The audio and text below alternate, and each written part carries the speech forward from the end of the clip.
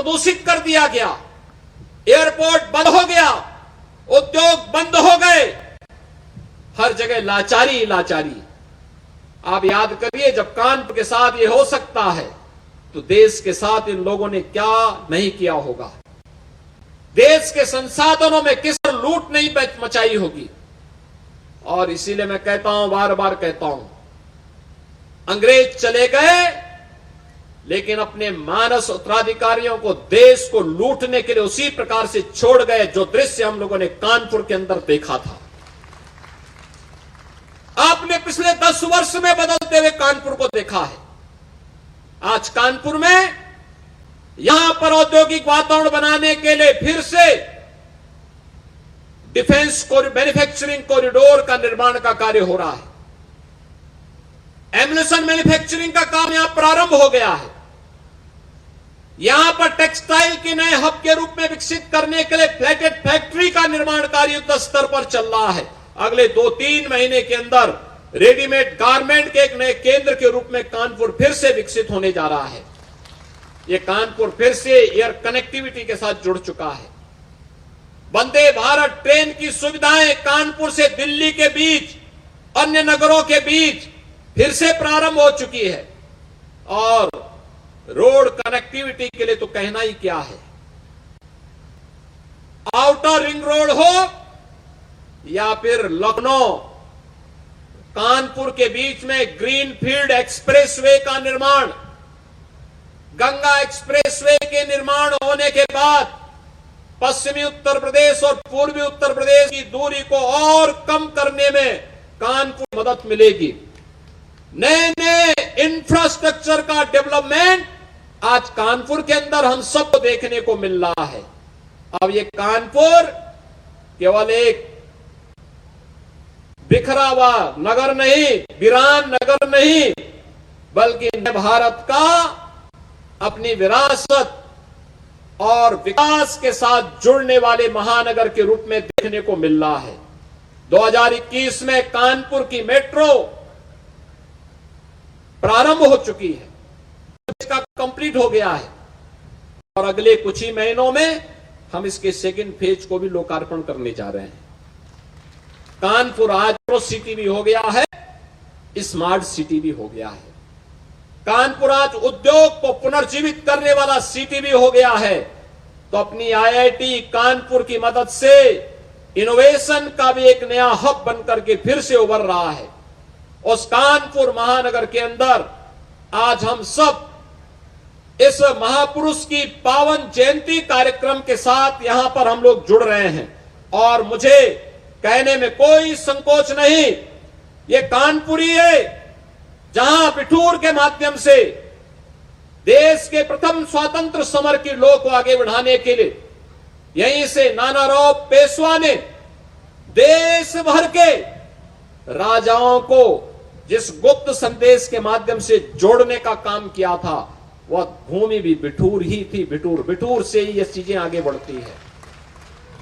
और इसीलिए कानपुर का स्मरण देश की आजादी के लिए अत्यंत महत्वपूर्ण हो जाता है। बहनों और भाइयों, आज हम कानपुर के अंदर ढेर सारी विकास की इन योजनाओं को लेकर के चल रहे हैं और मैं इस अवसर पर आप सबको इस बात के लिए आश्वस्त करता हूं।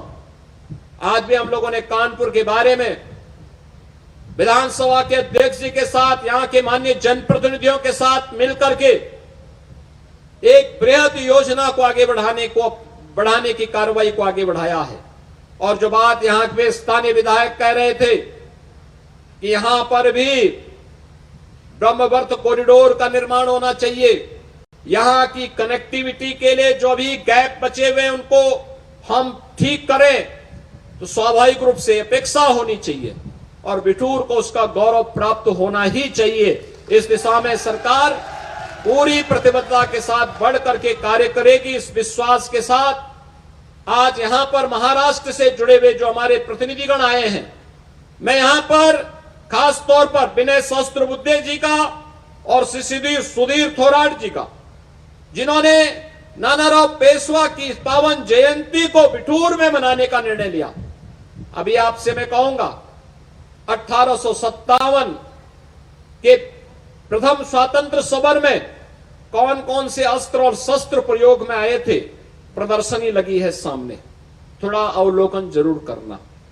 याद रखना, यही हमारी विरासत थी, यही अस्त्र शस्त्र थे जिनका उपयोग करके अंग्रेजों को भगाने में और उससे पहले मुगलों के छक्के छुड़ाने में छत्रपति शिवाजी महाराज से लेकर के बाजीराव पेशवा और नानाराव पेशवा ने उस दौर में वह शौर्य और पराक्रम करके भारत के राजाओं के साथ मिलकर के इस कार्यक्रम को आगे बढ़ाया था। और उन्हें हम देखें, स्मरण करें, नए भारत के बारे में प्रधानमंत्री मोदी जी के अभियान को और मजबूती के साथ आगे बढ़ाने में हम अपना योगदान दें, इस विश्वास के साथ सरकार अपने महापुरुषों का सम्मान करने, उनके गौरव को पूरी प्रतिबद्धता के साथ आगे बढ़ाने के लिए पूरी कृतज्ञता के साथ कार्य कर रही है, कोई संदेह नहीं। और मैं फिर इस बात को कहता हूं कि महापुरुषों का, देश के स्वाधीनता संग्राम सेनानियों का जो सम्मान नहीं कर सकता, उस व्यक्ति के लिए और उस कौम के लिए कोई जगह नहीं हो सकती, उसके लिए कोई जगह नहीं हो सकती। जो लोग आक्रांता थे, जिन लोगों ने भारत की आस्था पर प्रहार किया, जिन लोगों को भारत और भारतीयता से नफरत थी, जो भारत की बहन बेटियों की इज्जत में हाथ डालते थे, जिन्होंने भारत की सनातन संस्कृति को रौंदने का कार्य किया था, जो आक्रांता बनकर के भारत की आस्था को कुचल रहे थे, वे भारत के लिए कभी आदर्श नहीं हो सकते, भारत के नागरिकों के लिए कभी आदर्श नहीं हो सकते। जो लोग अभी भी आक्रांताओं को अपना आदर्श मानते हैं, इन्हें तनिक भी अपने अस्तित्व पर, अपने वजूद पर तनिक भी अगर इन्हें अपने वजूद के लिए थोड़ी भी शर्म महसूस होती हो, तो इनको इंडोनेशिया के राष्ट्रपति के द्वारा रिपब्लिक डे परेड के अवसर पर दिए गए बयान का स्मरण करना चाहिए, जब उन्होंने कहा था, एक देश का राष्ट्राध्यक्ष कहता है कि अगर हमारा डीएनए कभी जांचा जाएगा तो भारतीय निकलेगा। इंडोनेशिया दुनिया का सबसे बड़ा मुस्लिम बाहुल्य देश है, और उनका यह बयान भारत के अंदर विदेशी आक्रांताओं को अपना आदर्श मानने वाले लोगों की आंखों को खोलने वाला होना चाहिए।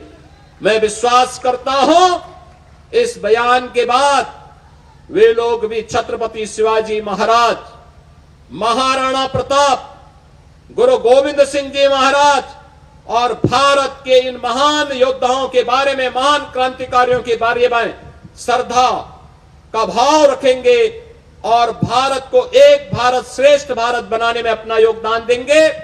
मैं एक बार फिर से बिठूर महोत्सव के लिए शिवजीत सिंह सांगा और उनकी पूरी टीम को हृदय से बधाई देता हूं, आगत अतिथियों का स्वागत करता हूं। नानाराव पेशवा जी को, भगत सिंह, सुखदेव और राजगुरु को, डॉक्टर राम मनोहर लोहिया जी को उनकी स्मृतियों के लिए नमन करते हुए विनम्र श्रद्धांजलि अर्पित करता हूं। धन्यवाद। जय हिंद।